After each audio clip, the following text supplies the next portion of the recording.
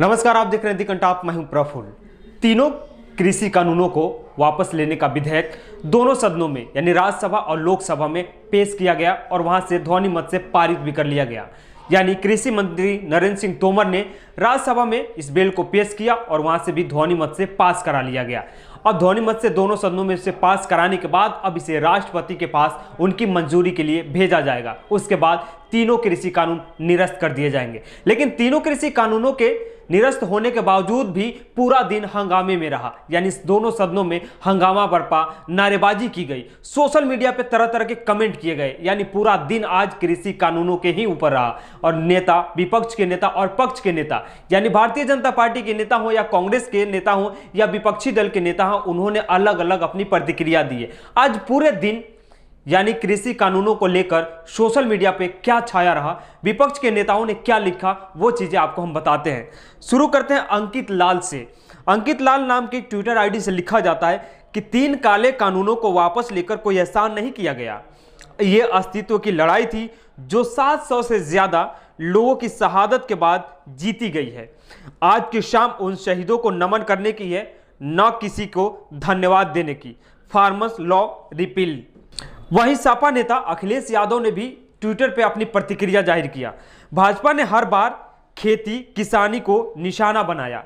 पहले भूमि अधिग्रहण बिल, फिर कृषि कानून, यानी दोनों बार भाजपा को जनशक्ति से हार माननी पड़ी। कृषि कानून लाते समय किसानों से मंत्रणा नहीं की तो कम से कम यानी लौटाते समय तो बातचीत कर लेते कि किसानों के जब उन्होंने आंदोलन छेड़ा था तब आपका मंसूबा क्या था, आपका रवैया क्या था, अब क्या है। उसके बाद श्रीनिवास वीवी ने लिखा, जब काले कृषि कानून लाए गए तब संसद में कोई चर्चा नहीं हुई। जब काले कृषि कानून वापस लिए गए तब भी संसद में कोई चर्चा नहीं हुई। आखिर ये लोकतंत्र है या फिर मजाक। उसके बाद प्रियंका गांधी वाड्रा ने भी ट्विटर पे अपनी प्रतिक्रिया दी। उन्होंने लिखा, किसान कानूनों यानी एमएसपी की मांग और लखीमपुर नरसंहार की चर्चा किए बगैर संसद की कार्रवाई की गई। यानी नरेंद्र मोदी जी, आपकी बातें खोखली है। आप किसानों के हमदर्द नहीं हैं, आप वोटों के हमदर्द हैं। उसके बाद प्रियंका गांधी का दूसरा ट्वीट भी आता है। किसान आंदोलन में 700 किसान शहीद हुए। उनके शहादत के बारे में आज सदन में एक लफ्ज भी नहीं कहा गया, न श्रद्धांजलि देकर आदर किया गया।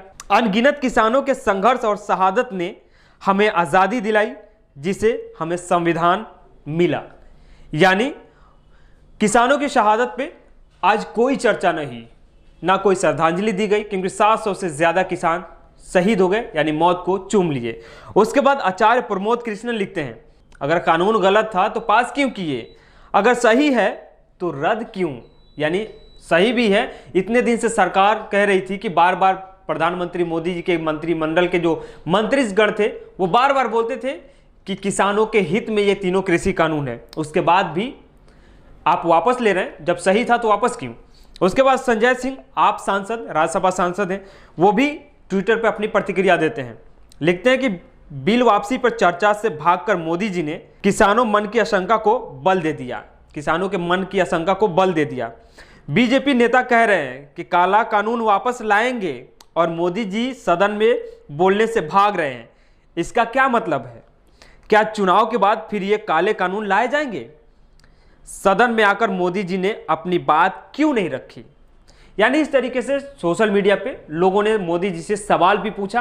भारतीय जनता पार्टी के नेताओं के मंच पे सवाल भी खड़े किए कि जब आप तीनों कृषि कानून वापस ले रहे हैं तो फिर चर्चा से क्यों भाग रहे हैं, क्योंकि दोनों सदनों में भारी हंगामे के बीच ध्वनि मत से बिल पास करा लिया गया। और जब बिल उस समय भी लाया गया था तब भी ध्वनि मत से नारेबाजी के बीच पास करवाया गया था, फिर राष्ट्रपति जी को भेजा गया था, वहां से मंजूरी मिल गई। यहां भी बिल वापसी की जो विधेयक थे उस पर भी भारी बवाल मचा, हंगामा बरपा, लेकिन उसके बाद भी दोनों सदनों में, राज्यसभा लोकसभा में पास किया गया और उसके बाद अब राष्ट्रपति साहब को भेजा जाएगा जहां से मंजूरी मिल जाएगी। खैर, देखते रहिए कि कल मानसून सत्र का है और यानी शीतकालीन सत्र है और इस सत्र में देखते हैं कि कल का मुद्दा क्या होता है, क्योंकि तमाम मुद्दे हैं, बेरोजगारी है, महंगाई है और यूपी टेट का एग्जाम जो कैंसिल हुआ है वो भी एक प्रमुख मुद्दा है। उसके बाद विपक्ष का यह भी कहना है कि सीएए और एनआरसी की वापसी पे भी हम जोर देंगे। तो कल देखना है कि कल के सत्र में किन किन मुद्दों पे चर्चा होती है। बने रहिए आप हमारे साथ, हम सदन से जुड़ी हर अपडेट आपसे शेयर करते रहेंगे। अगर अभी तक हमारे चैनल को सब्सक्राइब नहीं किए तो सब्सक्राइब कीजिए। यूट्यूब पे देख रहे हैं तो बेल आइकन दबाइए, अगर फेसबुक पे देख रहे हैं तो फॉलो जरूर कीजिएगा।